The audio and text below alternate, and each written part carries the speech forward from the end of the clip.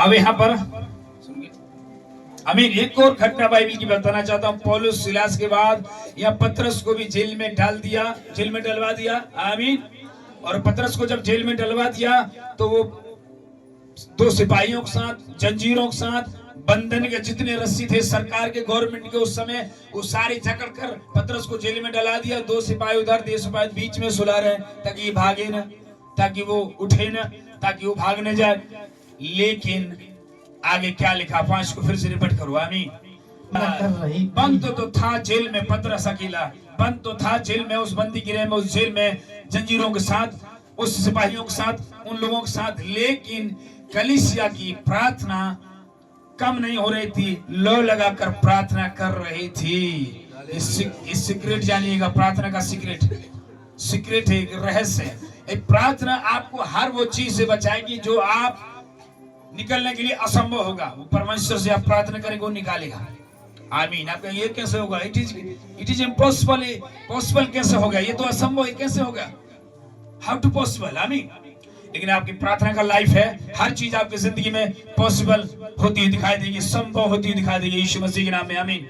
पतरस को क्या मतलब? पतरस सो रहा है, पतरस नींद ले रहा है, 2 सिपाहियों के बीच में, 4 सिपाहियों के बीच में बंधा हुआ, जंजीरों में जकड़ा हुआ। जेल में कोई जाता है, कोई आराम से सोने देता है? वही पुरानी रोटी, पानी, दाल, कच्ची रोटी, क्या क्या काम देते हैं, पुरानी चट्टी देते हैं उसको टाट बिछाने के लिए, चल सो जा। मच्छर काटते हैं। उस जेल में, जेल की चिंता ना करके सिपाहियों के बीच में सो रहा है। और कलीसिया लो लगाकर प्रार्थना कर रही थी। यानी कि कलीसिया को प्रार्थना करने वाली होना अनिवार्य है, अनिवार्य है। आमीन। सोने वाली कलीसिया नहीं, कभी किया कभी प्रार्थना नहीं किया, ऐसी कलीसिया नहीं। प्रार्थना लो लगाकर करने वाली प्रार्थना, उपवास प्रार्थना, सुबह की प्रार्थना, नाइट प्रार्थना, शाम की प्रार्थना, दोपहर की भी प्रार्थना आप कर सकते हैं। एनी टाइम आप प्रार्थना कर सकते हो। प्रार्थना आपके लिए सीक्रेट है बचाने के लिए। प्रार्थना नहीं किया तो जो आशीष आपको मिलनी है वो रुकी रहेंगी, आपको प्रार्थना से ही मिलेगी। आमीन।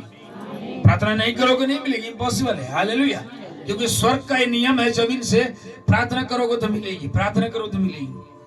प्रार्थना करो तो आग गिरेगी, आग गिरेगी। प्रार्थना करो दुष्ट आत्मा निकलेगी, प्रार्थना करो दर्द गायब होगा।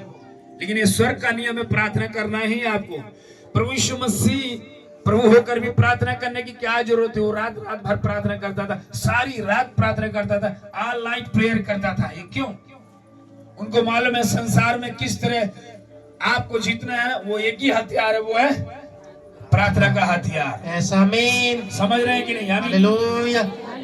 Prayer is a powerful armour. एक हथियार है, एक टूल्स है आपके लिए, शैतान को तोड़ मरोड़ करने के लिए, शैतान की जो एरिया, जो आपको जिस एरिया में डर लगता है उसको उठाने के लिए, उसकी नींव हिलाने के लिए, जहां आपको बंदी में रखा था उस दुनिया में, अंधकार की दुनिया में। आमीन। हालेलुया। और वहां कलीसिया लो लगाकर प्रार्थना कर रही है। और अचानक क्या हुआ उसको आगे भी पढ़ दो।